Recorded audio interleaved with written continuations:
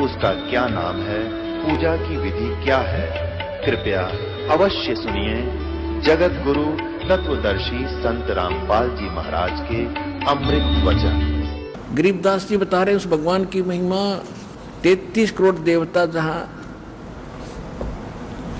कहते हैं यज्ञ रची जब पांडव राजा, नो नाथो नहीं नादू बाजा। ओए होए, अपने आत्मा में देखो, ये अगस्त ऋषि जो थे, अगस्त ऋषि जी ने क्या किया कि 7 समुद्रों को एक ही घूंट में पी लिया। बता के किला तोड़ दिया और के काम आया किसी के उल्टे खुट्टे ठोके। अब यहाँ क्या बात बता रहे हैं कि जैसे इसे सिद्धि दिखाकर ये सारे प्रभु पाक रहे थे। कहते यज्ञ रची जब पांडव राजा, नो नाथो नहीं नादू बाजा। नादू माने शंख। और 84 सिद्ध रिद सब मोहे, पूर्ण ब्रह्म ध्यान नी जो है। ये 84 सिद्ध 84 और जितने भी ये थे इन्होंने, क्योंकि इन्होंने पूर्ण परमात्मा की भक्ति नहीं कर रखी थी। ये और उठपट तो कर सके, किसी का भला नहीं कर सकते, इनसे 3 ताप भी नहीं कट सकते। तुम कौन राम का जपते जापम, तात कटे न ये 3 तापम। तुम कौन भगवान की भक्ति कर रहे हो जिनसे तुम्हारे 3 ताप भी नहीं कट सकते। फिर क्या बताते हैं परमात्मा कि उसके अंदर बहुत से संत महात्मा आए हुए थे। 5 पांडव कृष्ण शरीरा, जिनसे यज्ञ वही नहीं थीरा। 5 पांडव भी भगत थे और श्री कृष्ण को सुप्रीम मान रहे थे। वो भी वहीं बैठा था यज्ञ में और उनसे वो यज्ञ संपूर्ण हुई नहीं, शंख नहीं बजा। एक बाल्मीक नीचे कुल साधु, जिन शंख पचायन पूरे नादू। कि एक बाल्मीक नीचे कुल में जो तुम मानते थे, उसने ये शंख बजा के दिखा दिया। उसने शंख बजाया। फिर क्या बताते हैं परमात्मा, यज्ञ रची जब कृष्ण किया आरंभ रे, बाजा सुपच का शंख स्वर्ग में धुनी सुनी। गण गंधर्व गलतान सकल ज्ञानी गुणी, बाल्मीक के शंख को किए सुर मातरे, और द्रौपदी सुता के दिल में आई भ्रात रे। कण कण बाजा शंख स्वर्ग में सैल रे, पंडों ताप विध्वंस किए सब बद फैल रे। ऐसा अचरद कीन दीन के सिर धरी, हरिया महबूब कहता दास गरीब धनी, नर कबीर हरि। अब यहाँ निर्णय दिया गरीबदास जी ने कि देखो ये कितने समर्थ हमारे भगवान कबीर साहेब। सारा कुछ आप किया और महिमा अपने भगत सुदर्शन जी की कर दी, क्योंकि परमात्मा जो महिमा से परिपूर्ण है उसको महिमा की आवश्यकता नहीं होती। अब कहने का भाव ये है कि उस समय परमात्मा ने, अब ये हमने ये परमात्मा शिक्षा दे रहे हैं कि तुम कौन राम का जपते जापम, तात कटे न ये 3 तापम। कि तुम किस भगवान की भक्ति कर रहे हो जिससे तुम्हारे ये 3 ताप भी नहीं कट पाए। अब देखो सुदर्शन जी क्या हुआ, सारा कुछ हो गया और युधिष्ठिर के सामने सारी लीला होगी। परमात्मा ने 2 घंटे तक सत्संग किया। वो ऋषि सुर सारे बैठे थे, देवता और 56 करोड़ यादव, 12 करोड़ ब्राह्मण। और किसी का जू नहीं रेंगी रे कर्म ही नो, तुम सारी उम्र हो गई, तुमने 4 वेद गोट रखे, ऋषि बन गए, दुनिया तुम्हारी महिमा करती है, तुम भला एक नहीं कर सके। इतना कुछ इनके साथ बीत रही थी, प्रेत बाधा थी, 3 ताप का दुख था, वो भी ना हरण हुआ तुमसे, और फिर भी अकल ठिकाने नहीं आई, क्योंकि वो तो सुंदर दिखाई दे था। और वो पाक रे प्रभु परमात्मा ने अपनी वाणी में कहा है, स्वर नर मुनि जन 33 करोड़ी, ये बंधे सभी काल की डोरी। ओए होए, ये 33 करोड़ स्वर नर मुनि जन 33 करोड़ी, बंधे सभी काल की डोरी। और क्या बताते हैं, इन 3300 पर तलब है, कोई बकरा कोई बोके। कि ये 33 करोड़ देवता, 88,000 ऋषि, जितने भी आन उपासक हैं परमात्मा की सत्य भक्ति छोड़ के, ये 84 लाख योनियों में ज्यों के त्यों बने रहेंगे। अब जब युधिष्ठिर जी के मन में ये दोष आया कि हे भगवान, ये ऋषि महर्षि ऐसे ऐसे चमत्कार दिखा रखे इन्होंने, दुर्वासा जैसी तोब बैठी और वशिष्ठ जैसी तोब बैठे, और इनसे और नौनाथ ये गोरखनाथ जैसे आ रहे जिन्हें पहाड़ को सोना बना दिया, आज सारे फेल। तो परमात्मा यही बताना चाहते थे, ये ड्रामा तो कर सकते पर भला ना कर सकते किसी का, क्योंकि ये पूर्ण परमात्मा के सत्य भक्ति नहीं कर रहे, उन सत्य मंत्रों से लाभ होगा। तब युधिष्ठिर जी ने कहा कि ये सभी ये कुछ भी नहीं है। तो कहते हैं कि गरीबदास सब रूप में तू ही बोले नार। फिर श्री कृष्ण जी में मालिक ने फीड कर दिया। श्री कृष्ण जी ने कहा कि देख युधिष्ठिर सब बैठे ना, ऋषि महर्षि 33 करोड़ देवता अपने आसनों पर प्रभु पाके बैठे थे, अलग अलग चादर बिछा रखी। तो श्री कृष्ण जी ने ऐसे कर दिया उनकी तरफ ऐसे कि अब देख इनको, अगला जन्म इनका ऐसे होगा स्वर्ग के बाद। कोई तो कुत्ता बड़ा खड़ा आसन पर, वो 33 करोड़ देवता ऋषि, और कोई गधा बनकर ने उठा रहा पूछड़ ऊपर ने, कोई गादड़ बनकर भाग रहा है, भागता दिख गया फटाफट। यानी कोई सर्प बना है, कोई कछुआ बना है, कोई कुछ बना है, आप अपने आसन पर ऐसे बने खड़े हैं। तब युधिष्ठिर जी ने कहा कि हे भगवान अपनी लीला बंद करो। कृष्ण जी बोले लीला नहीं, यह तो सच्ची है, इनके साथ अगले जन्म में ऐसा होगा इनका। और यही परमात्मा बता रहे हैं कि इन 3300 पर कलम है, कोई बकरा कोई बोक, ये 84 लाख योनियों में जाएंगे जितने भी देवता और ये ऋषि महर्षि है। तो उसके बाद भी उनकी अकल ठिकाने नहीं आई, वो तक खुश हो गए, पांडव हमारा पीछा छूटा, हम सफल हुए। और कितना लाभ हुआ, एक संत के आशीर्वाद और भोजन खाने से केवल प्रेत बाधा छूट गई, मोक्ष नहीं। और वो उनसे सारे देवताओं से भी ना छूटे थी, वह प्रेत बाधा ना छूट रही थी उनकी, श्री कृष्ण से भी दूर नहीं हुई। जो बाधाएं उनको पैदा होगी थी, कर्म का दोष जो दुख था, तो उस परमात्मा ने वो भी दुख किया दूर, और वो सत मंत्र के जाप से आपका मोक्ष भी होगा। तो यहाँ जो आप जी आते हो, जैसे श्राद्धों के विषय में एक लिखा हुआ विष्णु पुराण में कि जैसे वो तो पहले सारा डिटेल दे रखी है, श्राद्ध ऐसे करो वैसे करो वैसे करो वैसे करना चाहिए, लास्ट में ये बता दिया कि एक तरफ तो एक योगी भोजन और एक तरफ 1000 श्राद्ध जीवने वाले पंडित बैठे हों, और एक तरफ वो योगी हो, योगी संत सत भक्ति वाला। वो क्या करेगा, उस एक के ही भोजन कराने से 1000 पंडितों का भी उद्धार और पितरों का भी उद्धार और यजमान का भी उद्धार होता है। लेकिन वो संत का मिलना, बहु नाम जन्मानाम अन्ते ज्ञानवान माम प्रपते वासुदेव सर्वमिति सहमात्मा सुदुर्लभ है। तो कहने का भाव यह है कि ऐसी सत भक्ति वाला भक्त संत मिलना वो बड़ा मुश्किल है, जो 1000 श्राद्ध भोजी ब्राह्मणों का भी उद्धार कर दे, यजमान का भी उद्धार करे, उनका पितरों का भी उद्धार करे। तो ये आपको दास ने वो भगत बनाए हैं जो आपको यहाँ भोजन कराया जाएगा, और उस भोजन कराने यानी उस दान के सहयोगी को कितना लाभ मिलेगा।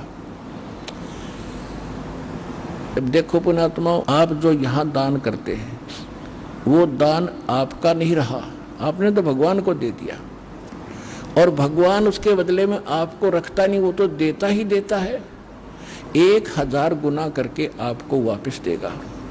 और वो पैसा जो आपने यहाँ दिया है वो पैसा आपका अपना हुआ, और जो पैसा अपने कोठी बंगले कार कोठी प्लाट प्लॉट और एकड़ किले जो खरीद रखे हैं वो पैसा आपका नहीं है, क्योंकि आपकी मृत्यु के बाद आपके साथ नहीं होगा।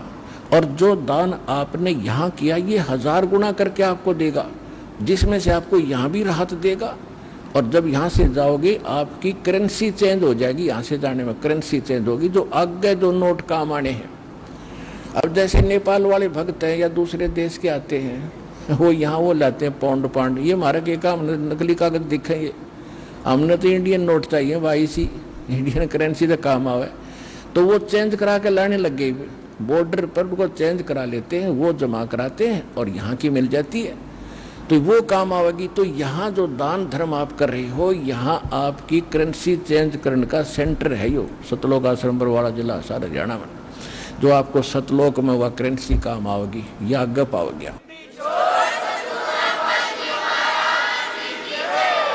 तो जो आपने यहाँ दान कर दिया वो आपका नहीं रहा, वो तो भगवान का हो गया, आपने समर्पित कर दिया।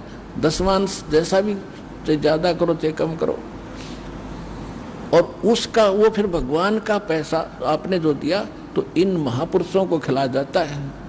अब ये बच्चे भगवान के हैं और ये वो भक्त बन गए जो सत भक्त है।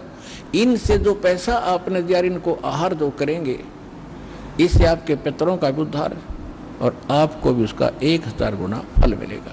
तो इस तरह आपकी 101 पीढ़ी पार होएगी ईब कलयुग में, जब सच्चे दिल से लगे रहे और इस परमात्मा के मार्ग पर डटे रहे। तो अब जो प्रसंग चल रहा है इसको थोड़ा पूरा कर देते हैं। अब ये तो एक ताप खत्म हो गया यज्ञ आदि करने से। जैसे दास बहुत बार आपको बताता है कि हमने अपना मोक्ष प्राप्ति के लिए सभी क्रियाएं करनी पड़ेंगी, और ये सतलोक आश्रम बरवाला जिला हिसार हरियाणा में ये पूरा कंप्लीट कोर्स आपसे कराया जाता है। एक यज्ञ है धर्म की, दूसरी यज्ञ है ध्यान, और तीसरी यज्ञ हवन की, चौथी यज्ञ परिणाम, और 5वीं यज्ञ है ज्ञान की। तो ये 5 यज्ञ करनी पड़ेंगी आप जी ने। और ये यज्ञ कितना लाभ देती हैं? यज्ञों से मोक्ष नहीं, और यज्ञों के बगैर भी मोक्ष नहीं होगा, क्योंकि हम बहुत ज्यादा कर्महीन हो गए हैं। चौथे युग में आगे हम अपने इन पुण्यों को खत्म करते करते हैं। तो कहने का भाव ये है कि जैसे कोई सीरियस रोगी होते हैं, डॉक्टर जाते ही ग्लूकोज लगाते, ड्रिप लगाते हैं। वो ड्रिप रोग नाशक नहीं है, लेकिन बॉडी का नाश होने से रोकेगी, सहारा देगी, और उस रोग नाश के लिए अलग से इंजेक्शन और टैबलेट्स अलग से दी जाती हैं। तो ये 5 यज्ञ तक समझ लो ग्लूकोज आपका आते लगाना पड़ेगा। और फिर दूसरा जो है नाम, ये मंत्र साधना भक्ति, ये है वो असली कैप्सूल जो रोग काटने के, जन्म मरण के दोष को समाप्त करने के, और आपके ऊपर जो पाप है उनका नाश करने के। तो ये कंप्लीट कोर्स है, वो यहाँ पर है। गरीबदास जी कहते हैं अरबों में कोई गर्क सुनो रहे झुमक रहा। तो ये यहाँ वो स्थान है जो आपको पूरा राहत मिलेगी। अब क्या हुआ, जैसे दुर्वासा जी ने श्राप दे दिया एक बार, किसको? श्री कृष्ण के पुत्र प्रद्युम्न को। द्वारका के बाहर दुर्वासा जी बैठे थे एक वन में, और यादव जो जितने भी थे श्री कृष्ण की महिमा, क्योंकि उन्होंने जरासिंह मार दिया और कहीं पर शिशुपाल का सिर काट दिया, ऐसे श्री कृष्ण जी की महिमा बहुत घनी हो रही थी। और यादव जो उनके वंश 56 करोड़ हो चुके थे उस समय, वो सभी श्री कृष्ण जी के अतिरिक्त किसी संत की महिमा को भूल चुके थे, अभिमानी हो गए थे। उनको पता चला कि एक साधु आया है, दुर्वासा नाम है उनका, और उनके बारे में ये सुना जाता है कि भूत भविष्य और वर्तमान की वो सारी जानते हैं। उसकी परीक्षा लेने के लिए प्रद्युम्न को एक लड़की का रूप बना लिया, गर्भवती लड़की का, गर्भवती स्त्री का। पेट पे कड़ा है बांधा, जो दाल फ्राई करने का है छोटा सा, और उसको कड़ों से पीछे कमर में बांध दिया रस्से से, ऊपर से लड़कियों वाले कपड़े पहना दिए, एक उसका डुप्लीकेट पति बना लिया। 10-12 और उसी नगर के नागरिक द्वारका के श्री दुर्वासा जी के पास गए, कहा ऋषि जी भगवान ने बहुत दिनों के बाद इन पर रजा करी है, इसको गर्भ रहा है, इसकी पत्नी को, ये उतावले हो रहे हैं, आप तो भूत भविष्य की भी जानते हो, और ये पूछना चाहते हैं लड़का होगा कि लड़की, कृपा इनका संतोष दीजिए। दुर्वासा जी ने अपने ध्यान से देखा कि वो तो कड़ाया बांध रखा है इन्होंने। फिर गुस्से हो गए कि कहने लगे इस जो गर्भ है ना, इसके इससे यादव कुल का नाश होगा, और ठाया चमटा और करी लाल आंख, वाल भाग लिए सारे कसूता उसमें कि तुमने जो बांध रखा ना कढ़ाया इसके ऊपर लोहे का, और ये गुड्डर का बाजो बना रखा है, इसके ऊपर गर्भ बना रखा है, इससे तुम्हारा नाश होगा या दो कुल का। लड़का होगा लड़की है तो बाद में बताऊंगा। तो भाग्य उन्हें गांव में आके बताया कि ऐसे ऐसे, नगरी में बताया कि ऐसे ऐसे दुर्वासा जी ने श्राप दे दिया। अब कोई भी समाधान है अपने गुरु से पूछते हैं जब दिक्कत आती है, तो सारे यादों इकट्ठे होकर मुझे से 50-100 श्री कृष्ण जी के पास गए, राजा के पास, और कहा कि महाराज बच्चों ने गुस्ताखी कर दी, दुर्वासा ने श्राप दे दिया। तो पहले तो उन्होंने भेजा कि दुर्वासा जी से जाओ माफी मांगो, महापुरुष से दया करेंगे। तो वही लोग जो कि तुम दुर्वासा जी के पास गए, बच्चों को भी साथ ले गए, माफी मांगो, पर चरणों में डाल दिए, पर अक्षमा नहीं की। कहा कि अक्षमा नहीं कर सकते हम, हमसे जो वचन निकल गया सो निकल गया, अब मैं कुछ नहीं कर सकता, आप जाइए। फिर वापस श्री कृष्ण जी के पास आए। अब श्री कृष्ण जी ने क्या समाधान बताया, गुरु जी ने, यहाँ के ऐसे गुरु हैं ये सारे जिसको हम भगवान मान के पूजा करते, वो क्या समाधान बताते हैं कि इस कढ़ाई को कहीं दूर जाकर प्रभास क्षेत्र में और घिसा घिसा के पत्थर से चूरा बना दो, ना रहेगा बांस ना बजेगी बांसुरी, और जो कपड़े पहना रखे थे बच्चे लड़की के उनको फूक दो। बस सब बड़े खुशी हुए कि वाह जीवा, बड़ा समाधान बताया कि इस कढ़ाई से तो होना है नाश हमारा, इसको घिसा घिसा के चूरा बनाकर जमुना में डाल दो। उन्होंने ऐसा ही कर दिया, और उसका एक कड़ा ना घिसा किसी आलसी पे, उसने नो का नो फेंक दिया, थोड़ा बहुत घिसा के, वो चमके था ज्यादा, एक मछली ने खा लिया वो कड़ा साइड वाला एक, और वो पकड़ दिए एक शिकारी ने, उसको काटा, जब उसमें चमकीली धातु निकली, उसने अपना तीर बनवा लिया जहर में बुझवा के और सुरक्षित रख लिया। उधर से क्या हुआ कि संतोष हुआ कि बात कुछ होना ही नहीं, जो जिससे ना सुना था वो चूरा बनाकर डाल दिया। कुछ दिनों के बाद क्या होता है, आपस में जब विनाश निकट आता है नगरी का, छोटी सी बात पर लड़ाई हो जाती है, वो उसको मर्डर कर देता है, हाहाकार मच गई। फिर लोग, नगर के जो लोग होते थे पहले, अध्यात्म तरीके से ही उसका समाधान चाहा करते थे। तो श्री कृष्ण उनके गुरु जी थे, श्री कृष्ण जी के पास फिर गए, उन्होंने कहा जी नगरी में पता नहीं कि भूत सवार हो गया, कौन सा पाप उदय हो गया हमारा, कोई सुनता ही नहीं, बड़े छोटे की लाज रही नहीं, छोटी सी बात पर झगड़ा कर बैठते और मार डालते एक दूसरे को, ये क्या हो गया नगर में, ये कौन सा पाप दुखी कर रहा है। श्री कृष्ण जी ने कहा कि बात सुनो, जो दुर्वासा जी ने श्राप दिया था ना वो फल रहा है। अब देखो हमारी इतनी अकल थी, पहले तो श्री कृष्ण जी कह रहे थे कि ना रहेगा बांस ना बजेगी बांसुरी, घिसा दो, वो घिसा भी दिया, और फिर कह रहे हैं वह पाप तुम्हें से दुखी कर रहा है। दुर्वासा जी का श्राप अब प्रफुल्लित हो गया। अब वह बात उनको याद नहीं आई, जो क्या था, जब घिसा घिसूगर डाल दो खत्म होगी कहानी। अब कितना आ गया वो पाप, कहाँ से आ गया, श्राप का दुख। तो फिर श्रद्धालु होते हैं जी इसका समाधान बताओ कि ऐसा करो, सारे के सारे नर यादव,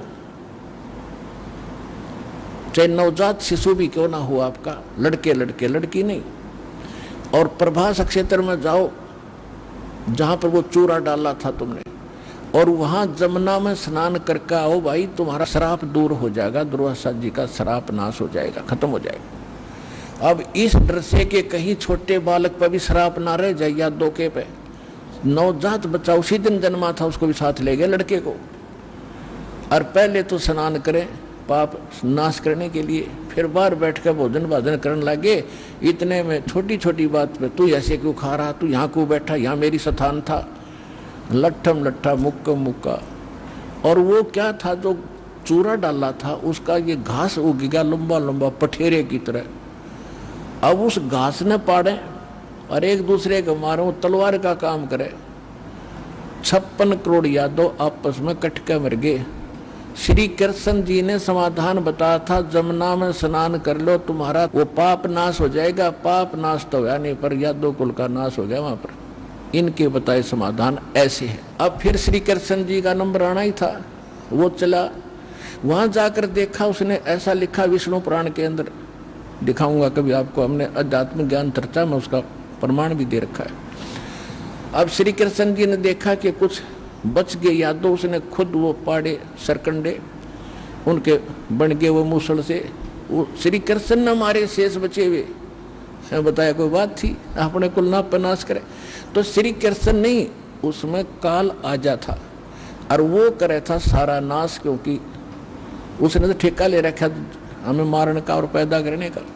फिर श्री कृष्ण जी बच गए एकले, वो जा लेटे एक वृक्ष के नीचे, उनके पैर में पद्म था जो चमका करता था जैसे 100 वाट का बल्ब, और कहीं धूप में जग रहा हो या दिन के अंदर कोई वृक्ष के आसपास छाया में भी हो तो उसकी चमक होती है थोड़ी सी।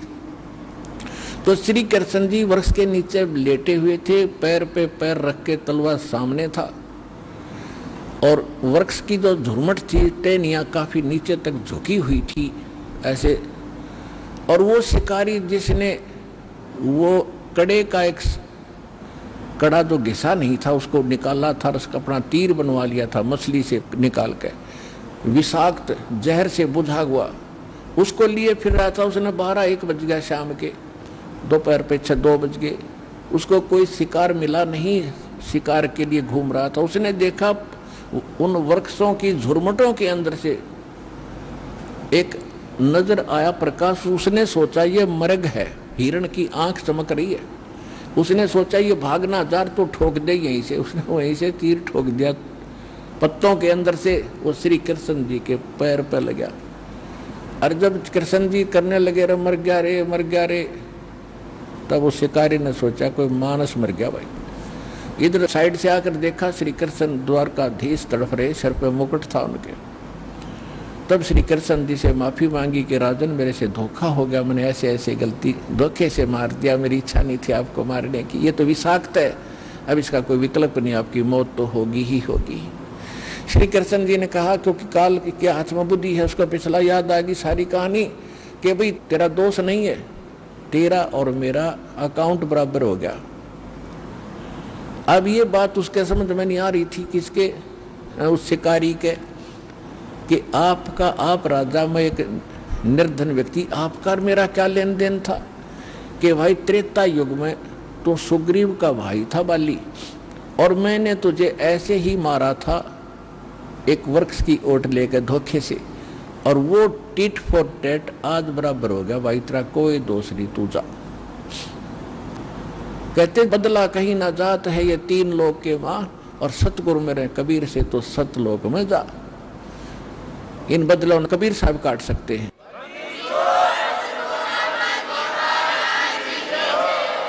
तो हमारे संस्कारों को कबीर परमेश्वर ही समाप्त कर सकते, ये समर्थ हैं, इनके हाथ में सब कलम है। अब कहने का भाव ये पुण्यात्माओं, इस प्रकार श्री कृष्ण जी का अंत हुआ, और द्वापर युग में परमात्मा ने और भी बहुत सी लीलाएं की हैं। जैसे एक इंद्रमती नाम की रानी थी, आज इतना समय है नहीं फिर, क्योंकि ये जो सत्संग है ये लगातार कई दिन चले, और जब समझ में आओ सारी कथा सुना सके आपको, फिर भी आपको जितना आवश्यकता है उतना कहानी कथा हम सुनाते रहेंगे, और धीरे धीरे सब प्रकाश डालते रहेंगे। आज का सत्संग हम यही विराम देते हैं। परम पिता परमात्मा पूर्ण ब्रह्म सर्व सृष्टि रचनहार कबीर परमेश्वर जी की असीम रजा से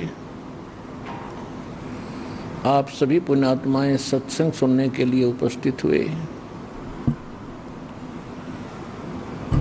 ये जो सत्संग एक बहुत ही महत्वपूर्ण दिवस के उपलक्ष्य में हो रहा है,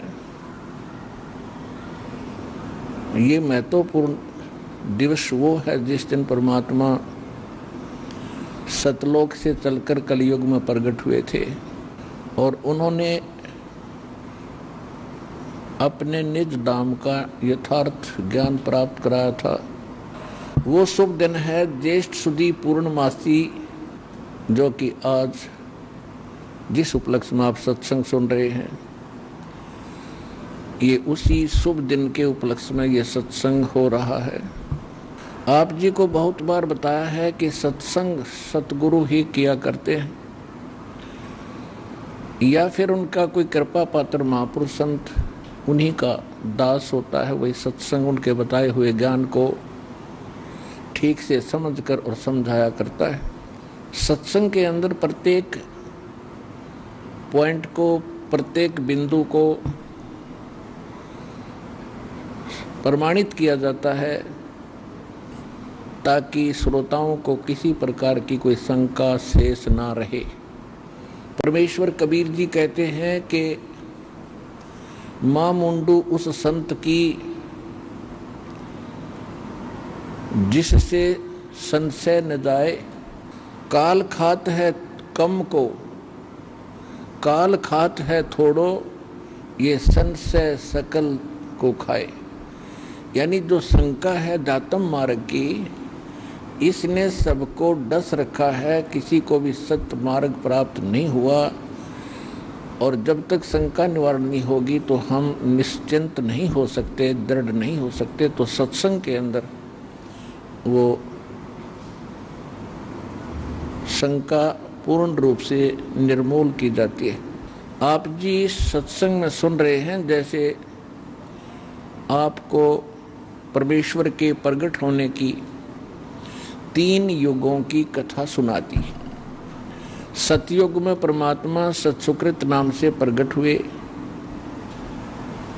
उस समय उनको विद्याधर नाम के एक ऋषि ब्राह्मण अपने घर ले गए। वो कमल के फूल पर परमात्मा आए थे। जैसे कलयुग में लीला की है, ऐसे ही वो प्रत्येक युग में लीला किया करते हैं। विद्याधर ऋषि ब्राह्मण निसंतान थे, उनका कोई संतान नहीं थी। उनकी पत्नी का नाम था दीपिका।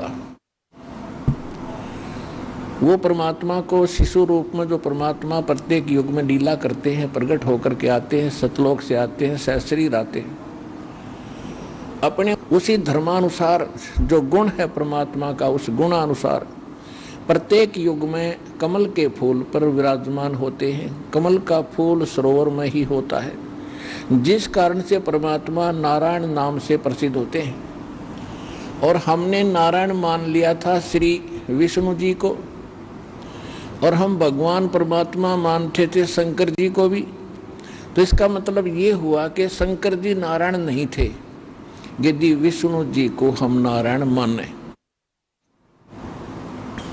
तो ये हमारा इनकम्प्लीट स्पिरिचुअल नॉलेज था। हमारे धर्म गुरुओं को ज्ञान था नहीं, वो हमारे को ऐसे ही भ्रमित करते रहे। तो नारायण ये कबीर परमात्मा है, प्रत्येक युग में अपने सतलोक से चलकर आते हैं, सहशरीर एक शिशु रूप धारण करके। वैसे तो परमात्मा जब भी प्रकट होते हैं ऐसे आ जाते हैं, जब चाहे आ जाते हैं, लेकिन एक लीला करते हैं, प्रत्येक युग में एक शिशु रूप धारण करके आते हैं, कमल के फूल पर विराजमान होते हैं। वहाँ से कोई निसंतान दंपत्ति उन्हें उठा ले जाते हैं। तो ऐसे ही द्वापर युग के अंदर एक वेद विज नाम के ब्राह्मण, उनकी पत्नी का नाम था सूर्या। ये दोनों ही निसंतान थे। परमात्मा ऐसे ही सतलोक से आकर प्रकट हुए थे, कमल के फूल पर शिशु रूप धारण करके विराजमान हुए थे। और परमात्मा परमेश्वर कबीर जी की प्रत्येक युग में जब शिशु रूप धारण करके आते हैं, उनके परवरिश की लीला कंवारी गायों के द्वारा होती है। इसलिए ऋग्वेद मंडल नंबर 9 सूक्त 1 मंत्र 9 में ये स्पष्ट किया हुआ है कि जब परमात्मा अमर पुरुष शिशु रूप धारण करके प्रकट होता है, उस समय उनके परवरिश की लीला कंवारी गायों द्वारा होती है। तो वेद परमात्मा का भेद है, परमात्मा की महिमा का इतिहास है, एक सदग्रंथ है। और जिस परमात्मा की महिमा, जिसने जो लीला की है, वो वेदों से मेल खाती है, तो वो है परमात्मा, जिसके विषय में वेद बताते हैं, आज तक गुण गाते रहे। तो इसी प्रकार आपको सत्संग के माध्यम से प्रमाणित किया जाता है कि परमात्मा कौन है, कैसा है, कहाँ रहता है। तो अभी तक तो आपको इतिहास बताए सतयुग त्रेता द्वापर के। सतयुग त्रेता द्वापर में परमात्मा ने जो लीलाएं की उनकी भी जानकारी आप जी को दी, लेकिन उस समय के जो प्रत्यक्ष दृष्टा थे उनका अब आपके सामने कोई ऐसा इतिहास या कोई ऐसा प्रमाण नहीं है जिसके विषय में आपको ये प्रमाणित किया जाए कि उस समय उनसे मिले। उनका अब कोई चिन्ह नहीं है, अब वो चिन्ह नहीं रहा।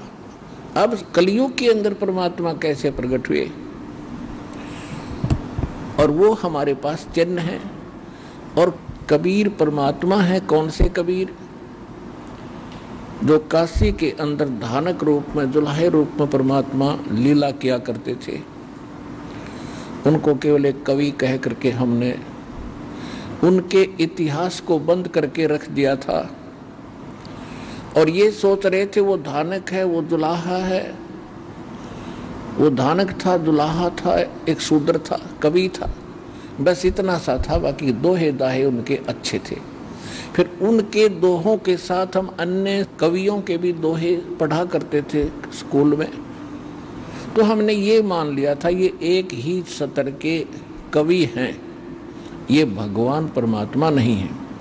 हम परमात्मा मानते थे श्री राम, श्री कृष्ण, श्री विष्णु जी को, शंकर जी को। अब वो हमने कैसे परमात्मा माने थे? लोक वेद से, दंत कथा से, सुने सुनाए ज्ञान से जो व्यर्थ था। इनको अजरो अमर कहा जाता था, इनके कोई माता पिता नहीं है। कलयुग के अंदर परमात्मा कैसे प्रकट हुए और उनको किसने देखा? पुणात्माओं किसी को प्रमाणित करने के लिए तो सबसे पहले तो हमारे वेद हैं, जो हमारे सदग्रंथ हैं, जिनके आधार से आज तक हम परमात्मा की महिमा सत्य मानते रहे कि ये वेदों में लिखा है, वो भगवान का गुणगान है। परमात्मा कैसा है, कहाँ रहता है और क्या करता है और कैसे मिलता है, ये तो हमारी एक थ्योरी है, थ्योरी जिसको एक लेख लिखे हुए हैं। और दूसरा होता प्रैक्टिकल, जो हमारी थ्योरी बता रही है और किसी ने वो प्रैक्टिकल भी किया है और वो प्रैक्टिकल उस थ्योरी यानी रिटन स्टेटमेंट से ज्यों का तो मेल खाता है, तो फिर वो रिजल्ट सही होता है, वो परिणाम सही होता है, ओके होता है। तो आप जी को वेदों से भी और साथ में जिन्होंने प्रैक्टिकल किया है कि परमात्मा कौन है, वो कैसे मिलता है, कहाँ रहता है, कैसा है, उसका भी आपको साथ साथ प्रमाण दिया जाएगा। तो सबसे पहले आपको परमात्मा कबीर जी कलयुग में प्रकट हुए उसका थोड़ा सा ज्ञान कराते हैं। जैसा कि आप जी को सत्संग में सुनाया गया है कि सुपत सुदर्शन नाम के एक वाल्मीकि थे, यानी वाल्मीकि जाति में उनका जन्म था और परमेश्वर स्वयं भी सतलोक से आकर के एक वाल्मीकि दंपत्ति द्वारा पाले गए थे द्वापर में। उनका नाम था भिक्षुराम और पत्नी का नाम था सुखवंती। वो निसंतान थे, परमात्मा को शिशु रूप में, बालक रूप में घर ले आए थे। कुंवारी गायों से उनकी परवरिश की लीला हुई थी। तो जो सुदर्शन जी ने परमात्मा को जाना था और उनको सचखंड सतलोक ले जाकर वापस छोड़ा था, तो परमेश्वर कहते हैं जो देखेगा मेरे धाम को, कबीर साहब कहते हैं कि जो मेरे उस लोक को देख लेगा जहां सब सुख है, जहां मैं रहता हूं, मेरे उस सिंहासन से परिचित हो जाएगा, मेरे निध धाम से, तो वो जानत है मुझ, वो मुझे समझ जाएगा कि कबीर इज गॉड। और गरीबदास तो से कहूं सुन गायत्री गुज। कबीर परमेश्वर जी ने अपनी प्यारी आत्मा आदरणीय गरीबदास साहिब जी से कहा था कि मैं तुझे एक गुप्त गायत्री बताता हूं, गुप्त रहस्य बताता हूं, गुप्त ज्ञान बताता हूं कि मुझे वही परमात्मा मानेगा जो मुझे सतलोक में देख लेगा। उस समय और अब वर्तमान समय के लिए परमात्मा ने आपको शिक्षित बनाया। ये प्रत्येक को वहां ले जाओ और फिर छोड़ दे जब मानने, तो ये बात जची नहीं। तो इसलिए आप जी को शिक्षित किया है कि आप प्रमाणों को देखकर सत्य मानोगे और अपना कल्याण करा के सदा सुखी हो जाओगे। तो सुदर्शन जी को तो दृढ़ विश्वास हो गया था कि करुणा में केवल वाल्मीकि नहीं है, ये भगवान है, परमात्मा है। यही परमात्मा सतयुग त्रेता में ब्राह्मण कहलाए, ऋषि के घर प्रवेश हुई तो ऋषि मुनिंद्र और ऋषि सतसुकृत नाम से प्रसिद्ध हुए थे। द्वापर में वाल्मीकि नाम से प्रसिद्ध हुए थे, वाल्मीकि जाति में प्रकट होने के कारण, वहां प्रवेश होने के कारण। तो सुदर्शन जी को विश्वास दृढ़ हो गया था, लेकिन उसके माता पिता ने परमेश्वर कबीर जी को भगवान स्वीकार नहीं किया था। किसके माता पिता ने? सुदर्शन जी के माता पिता ने। और सुदर्शन जी के बार बार विनय करने के बाद भी वो दोनों नहीं मानी थी, कति नहीं माने कि नहीं भाई झूठ बोल रहे तू, तेरी बात में हम नहीं मानेंगे बेटा। राम और कृष्ण, यानी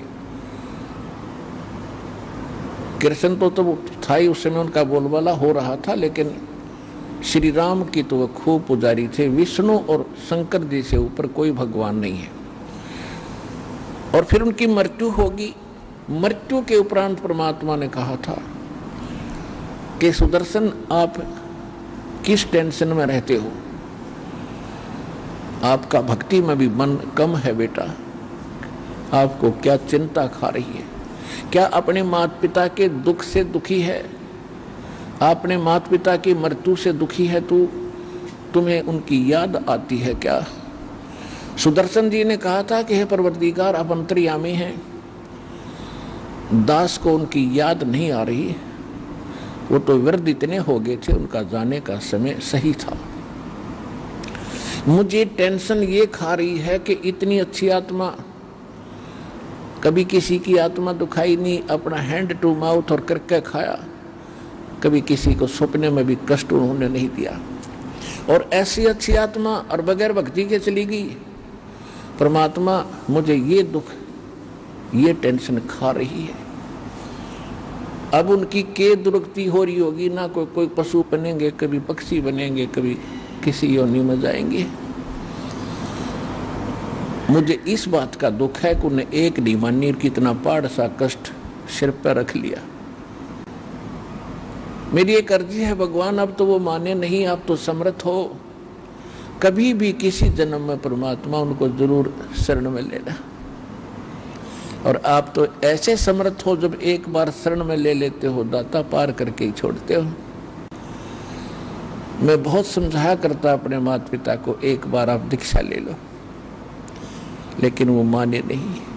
परमेश्वर ने सोचा कि कलयुग में, इस द्वापर युग में एक भगत ठीक से सुलझा है, और अब ये माता पिता की टेंशन लिए बैठा है, बेशक ऊपरले मन से ये कुछ भी कह रहा है, लेकिन अंदर में इसका ये दोष भरा हुआ है। और माँ की और पिता की ये टेंशन, ये चिंता इसको बनी रही अंत समय में, तो मृत्यु के उपरांत ये वहीं जन्म लेगा जहां वो जन्मे है। एक विधान है परमात्मा का, जहां आशा ता बासा होई, और मन कर्म वचन सुमरियो सोई। तब परमेश्वर ने कहा कि बेटा, यह टेंशन छोड़ दे, मैं वायदा करता हूं तेरे माता पिता को शरण में भी लूंगा और इनको मुक्त भी करूंगा, लेकिन ये नहीं कहूंगा कि वो जल्दी ही मुक्ति प्राप्त करेंगे, क्योंकि उन्होंने तो भक्ति बीज बोया ही नहीं, भक्ति बीज बोया जाएगा, फिर सींचा जाएगा, तब वो चलेगा। इसमें बहुत से जन्म लग जाते हैं। तो सुदर्शन इस प्रॉमिस से, परमात्मा के इस वचन से संतुष्ट हुआ कि मालिक परमात्मा जो प्रॉमिस करते हैं, जो वायदा करते हैं, वो कभी कच्चा नहीं करते, ये भगवान है। और उस दिन के बाद वो निश्चिंत हुए, अपना परमात्मा की भक्ति करके मोक्ष प्राप्ति की। अब जो सुदर्शन जी के माता पिता थे, वही आत्माएं बनारस शहर में, काशी शहर के अंदर ब्राह्मण के घर जन्म था। गौरी शंकर नाम उस पुरुष का था और सरस्वती नाम उस स्त्री का था, जो सुदर्शन जी के माता पिता वाली आत्माएं ही वो ऐसे जन्मी थी। दोनों का विवाह हुआ। गौरी शंकर जो था बहुत ही भगवान शंकर के पुजारी थे और निष्पक्ष ब्राह्मण थे, किसी को मिसगाइड नहीं करते थे, भगवान शंकर के कट्टर पुजारी थे। आइए अब हम उन श्रद्धालुओं के अनुभव जानते हैं जो जगत गुरु तत्वदर्शी संत रामपाल जी महाराज जी से दीक्षा प्राप्त कर चुके हैं तथा उनके द्वारा बताए गए भक्ति मार्ग पर चल रहे हैं। नमस्कार सर। सत्साहिब। सर क्या नाम है आपका? सर मेरा नाम रामगोपाल दास है। सर कहाँ से आए हैं आप? सर मैं सोनीपत ज्ञाननगर से आया हूँ।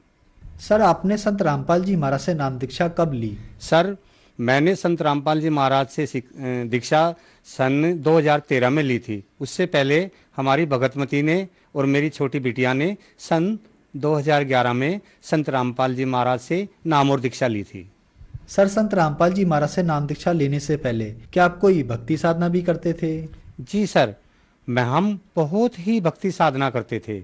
उससे पहले मैं लगातार 30-32 वर्ष तक ये शिव जी की कांवर वगैरह भी लेके आया।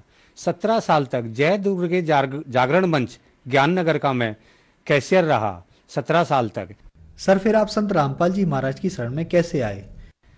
सर संत रामपाल जी महाराज की शरण में पहले मेरी भगतमती और मेरी बिटिया वे दोनों लगी हुई थी। सन 2011 से वे संत रामपाल जी महाराज की शरण में लगे थे। संत रामपाल जी महाराज की शरण में आने से पहले की घटना है कि हम बालाजी जाया करते थे। तो जो बालाजी वो जो गुरु थे उन्होंने मुझे शिष्य बना हुआ था और वो गुरुजी वहाँ पर जो वो अपनी चौकी लगाते थे उसके अंदर हमारे सर पे हाथ रख के कुछ हमारे शरीर में ऐसा प्रवेश करा देते कि वो झाड़ फूट टोने टोट के हमसे भी करवा देते थे। और उन्हें फिर लेकिन उन्हें जब सच्चा ज्ञान हुआ वो संत रामपाल जी महाराज की शरण में गए। एक बार वो हमारे पास आए, हमें आके कहने लगे कि ऐसा है, मैं सत्य की खोज में था और मुझे सच्चे गुरु संत रामपाल जी महाराज मिल गए हैं, आप भी सब वहीं पे चलिए। तो उनके कहने पर मेरी गुड़िया और मेरी भगतमती संत रामपाल जी महाराज जी की शरण में गए। सर आपको क्या लाभ प्राप्त हुए संत रामपाल जी महाराज से नाम दीक्षा लेने के बाद?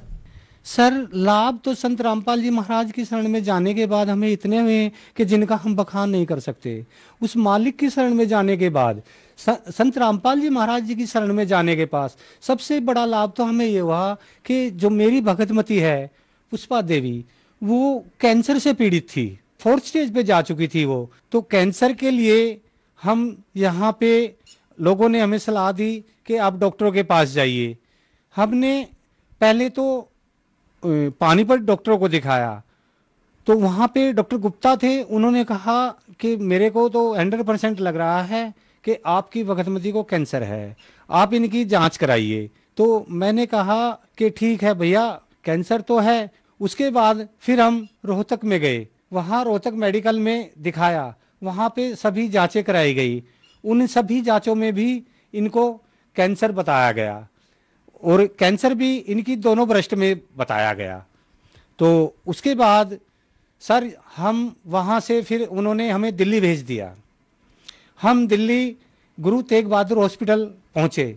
गुरु तेग बहादुर हॉस्पिटल पहुँचने के बाद उन्होंने फिर हमारे बहुत सारे टेस्ट किए, FNAC की और बहुत ब्लड टेस्ट, सैंपल, दुनिया भर के सैंपल लिए। तो वो सभी के सभी पॉजिटिव पाए गए, यानी उन सभी में कैंसर की पुष्टि हो गई। अब एक तो हमारी आर्थिक स्थिति इतनी खराब, ऊपर कैंसर जैसी भयानक जानलेवा बीमारी, हम वहीं खड़े खड़े हॉस्पिटल में रोने लगते थे। हम इतने हालात खराब थे कि हम कह नहीं सकते। उसके बाद में फिर हमारी भगतमती ने संत रामपाल जी महाराज से प्रार्थना लगाई कि मालिक, हम तो दिल्ली भी आ गए और दिल्ली भी इन लोगों ने हमें कैंसर ही बताया है। तो उस प्रार्थना के बाद फिर उन्होंने हमें कहा कि मालिक सब अच्छा करेंगे। उस पूर्ण परमात्मा की दया से फिर हमें जीटीबी हॉस्पिटल से दिल्ली स्टेट कैंसर हॉस्पिटल में भेज दिया गया। हम वहाँ से दिल्ली कैंसर हॉस्पिटल गए। तो दिल्ली कैंसर हॉस्पिटल में जब हमने वहाँ पर दूसरे कैंसर पीड़ितों को देखा तो हमारा कलेजा मुंह को आने लगा, क्योंकि वहाँ पे कीमोथेरेपी और रेडिएशन और ऐसी ऐसे ट्रीटमेंट थे जिनको देख करके कलेजा मुंह को आता है। न तो उनके सर पे, किसी के सर पे बाल नहीं थे, किसी की नाकों में नलियां लगी हुई थी। ये सब देख करके भगतमती बहुत ही ज्यादा घबरा गई और हम आ गए। आने के बाद फिर कई रोज हम वहां नहीं गए। काफी दिन तक नहीं जाने के बाद में तो भगतमती को इतना कैंसर बढ़ गया कि ये लास्ट स्टेज पर पहुंच गई। लास्ट स्टेज पर पहुंचने के बाद में तो फिर हम जब हॉस्पिटल गए तो उन्होंने इनका ट्रीटमेंट किया। इनके ट्रीटमेंट करने के बाद में उधर हम परमात्मा से अपनी सभी दुआएं लगाते रहते थे, अपनी प्रार्थना लगाते रहते थे।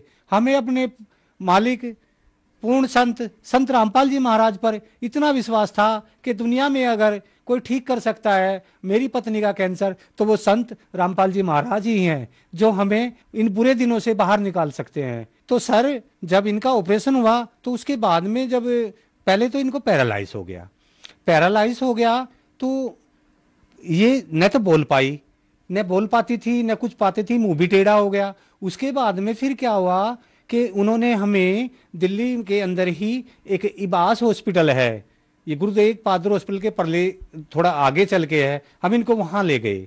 उसके बाद हमने संत रामपाल जी महाराज को प्रार्थना लगाई। प्रार्थना लगाने के बाद में वहां उन्होंने सारे टेस्ट किए। वो बोले कि इनको तो सभी टेस्ट नॉर्मल है। अगले ही रोज पूर्ण संत रामपाल जी महाराज की दया से ये हॉस्पिटल से ही रामायणी करते हुए आई।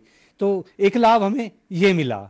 और उसके बाद में जब हम इनके टाके कटवाने के लिए गए तो जैसे ही ये अंदर टाके कटवाने के लिए माइनर ओटी में घुसी तो वहां पे जिस डॉक्टर ने इनका ऑपरेशन किया था, डॉक्टर सौरभ हैं, वो डॉक्टर सौरभ से तो जब हमने उनको देखा तो उनका नीचे का शरीर तो एक डॉक्टर की था, लेकिन ऊपर का शरीर जितना था मेरे पूर्ण संत रामपाल जी महाराज का बिल्कुल वही शरीर मैं देखकर चौंधिया गया कि ये मेरे गुरुजी मेरे हॉस्पिटल में क्या करने आ रहे हैं। मैं जैसे ही उधर गया, डॉक्टर अंदर जा चुके थे। उसके बाद में मैं अपनी सीट पर बैठ गया। तो उसके बाद में फिर अंदर भगतमती से मेरे परमात्मा पूर्ण संत रामपाल जी महाराज डॉक्टर के रूप में बातें कर रहे थे। तो इन्होंने पूछा कि मैं कब तक ठीक हो जाऊंगी, मेरे टाके कटेंगे, इनमें क्या कुछ होएगा। उन्हें कहा, पुष्पा जी, जो आपको कैंसर था वो तो आपका चला गया, और क्या आप नहीं चाहते, मुझे तो और भी बहुत काम करने हैं, मैं कहीं दूसरी जगह भी जाऊंगा, और इस दुनिया में तो रावण कैसे रणधीरम भी नहीं रहे, तो आप जो है भक्ति पे लगे रहो, परमात्मा सब ठीक करेंगे। जो ही मेरी भगतमती माइनर ओटी से टाके कटवा के बाहर निकली तो इन्होंने मुझे बताया कि आज तो अंदर ऐसा ऐसा हो गया कि डॉक्टर सौरभ वही सारी बातें कर रहे थे जो हमारे गुरुजी संत रामपाल जी महाराज जी करते हैं। मैंने कहा ये तो अचंबा हो गया। आज मैंने भी ऐसा ही देखा। जब अंदर डॉक्टर ओटी में गए, पैरों से ऊपर का शरीर पूर्ण संत रामपाल जी महाराज का था, वही सफेद बाल, वही क्लीन शेव चेहरा उनका, और मैं सफेद कुर्ते पजामे में देख के डॉक्टर सौरभ को मुझे इतना अचरज हुआ कि डॉक्टर सौरभ तो हमेशा पैंट और शर्ट में आते हैं, आज ये ऐसा कैसे आ गए। तो मेरी भगतमती ने जब ये सब बातें बताई तो मुझे इतना विश्वास हो गया, हे बंदी छोड़, आपने हमारी कहाँ मदद नहीं, आप हमारी मदद करने के लिए हॉस्पिटल में भी आ गए। तो सर, वो जो रिपोर्टें हैं जिनमें डॉक्टर ने इनको पूर्णतः 4th क्लास का कैंसर घोषित कर दिया था, वो रिपोर्टें मैं आपको दिखा रहा हूं।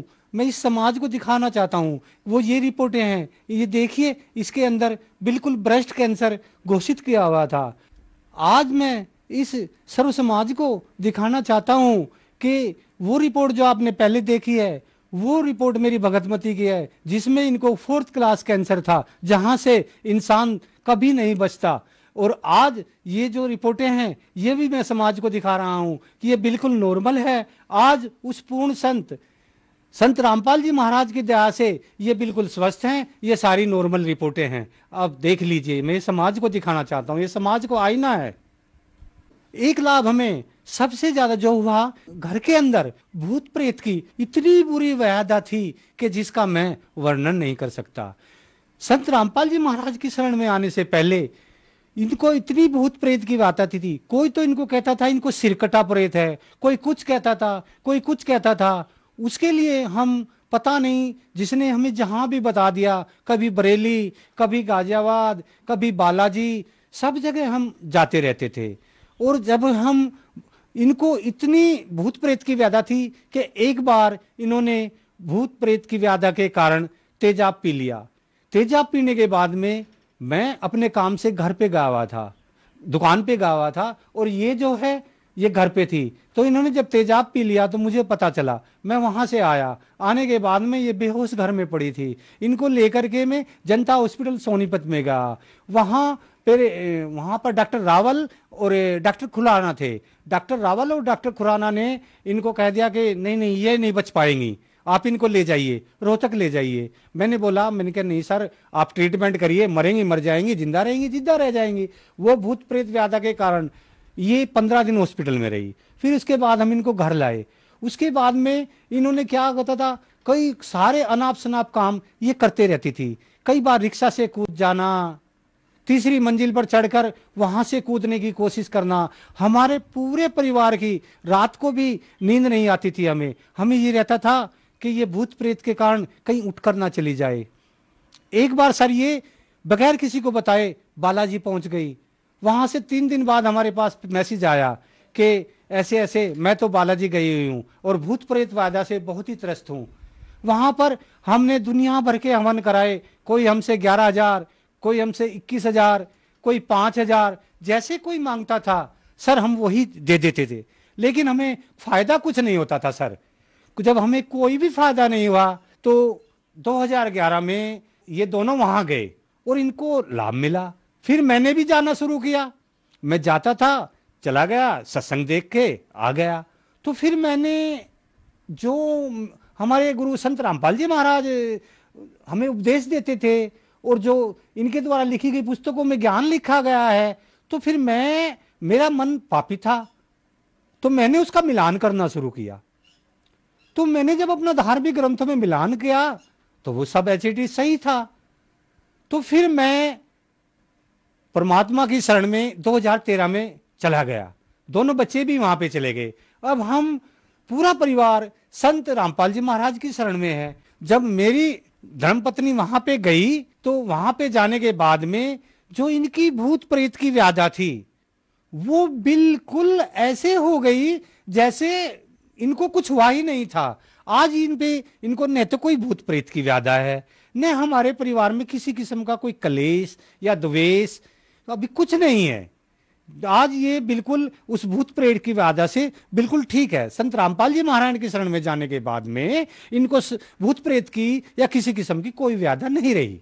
पहले मैं क्या था कि मैं भी दुर्व्यसनों में फंसा हुआ था, बीड़ी सिगरेट भी पीता था, कभी किसी ब्याह शादी में कहीं पे मैं थोड़ा बहुत ड्रिंक भी किया करता था। लेकिन संत रामपाल जी महाराज की शरण में जाने के बाद में मेरे परिवार के अंदर कोई भी दुर्व्यसन नहीं है और सभी बुराइयों से संत रामपाल जी महाराज ने मेरे परिवार को दूर कर दिया। संत रामपाल जी महाराज की मेरे परिवार पर इतनी दया है कि मैं बता नहीं सकता। आज उस मालिक की मेरे ऊपर बहुत सबसे बड़ी रजा तो यही है कि मेरी भगतमती आज कैंसर मुक्त है, दूसरी भूत प्रेत से मुक्त है। परिवार में 3 बच्चे हैं, 3 बच्चे मालिक की शरण में हैं। संत रामपाल जी की शरण में आने के बाद में समाज की हर बुराइयों से वो दूर है। तो जिस घर के अंदर, जिस परिवार के अंदर समाज की कोई बुराइयां नहीं होंगी तो वहां तो अपने आप ही सतलोक बन जाता है। एक्सीडेंट के बारे में मैं 2011 में तो मेरे छोटे बेटे का एक्सीडेंट हुआ था। इधर से साइकिल से जा रहा था, उधर से बाइक आई, बाइक मामूली लगी। उसके लगने के बाद में मेरा बेटा मिट्टी से भरी हुई ट्रैक्टर ट्रॉली से टकरा गया। तो पूरी रात वो सो नहीं पाया, चीखता रहा। फिर हम सुबह उनको लेकर के डॉक्टरों के पास गए, डॉक्टर पाटिल के पास गए, हड्डी रोग विशेषज्ञ डॉक्टर पाटिल। डॉक्टर पाटिल ने फिर हमें बताया कि इनका पैर तो अब शायद, तुम्हारे बेटे का पैर अब जिंदगी भर काम नहीं कर पाएगा। डॉक्टर पाटिल के इतना कहने के बाद में मैं भी और भगतमती भी हम रोने लगे कि ये क्या हुआ। हमें तो समाज पता नहीं क्या कहेगा कि ये संत रामपाल की शरण में इनके साथ ऐसा क्यों हुआ। हमने कहा कि जो करेंगे हमारे पूर्ण संत रामपाल जी महाराज जो करेंगे वो ठीक करेंगे। मैंने मालिक से प्रार्थना की, हे परमात्मा मेरे बेटे के साथ में ऐसा ऐसा हो गया। पूर्ण संत रामपाल जी महाराज ने कहा कि कोई बात नहीं बेटा, आप इनका प्लास्टर करा दो और मालिक जो चाहेंगे ना वो ठीक होएगा। हमने डॉक्टर से कहा कि आप इनका प्लास्टर कर दीजिए। प्लास्टर करने के बाद में उन्होंने 3 दिन बाद, कच्चे प्लास्टर के बाद में फिर जो एक्सरे वगैरह किया वो नॉर्मल आया। भगतमती संत रामपाल जी महाराज के आश्रम में बरवाला ही गई हुई थी, दर्शनों की लाइन में ये खड़ी थी।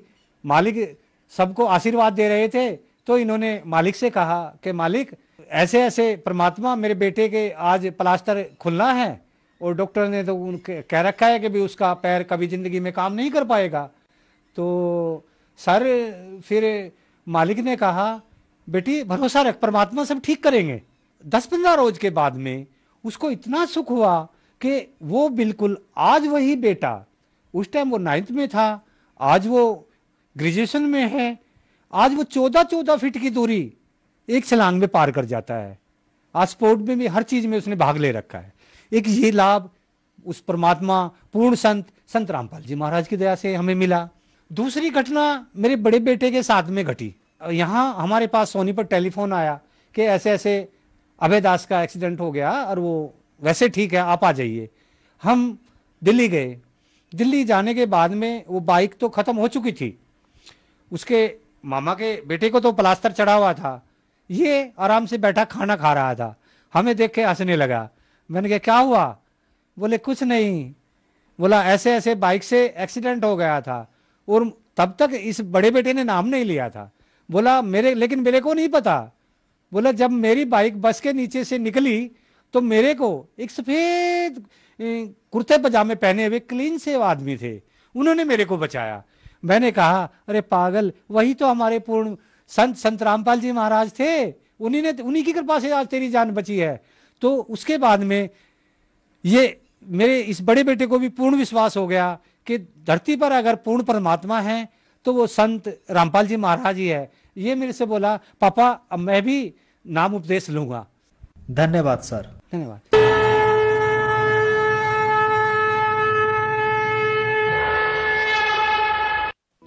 आप सुन रहे थे जगत गुरु तत्वदर्शी संत रामपाल जी महाराज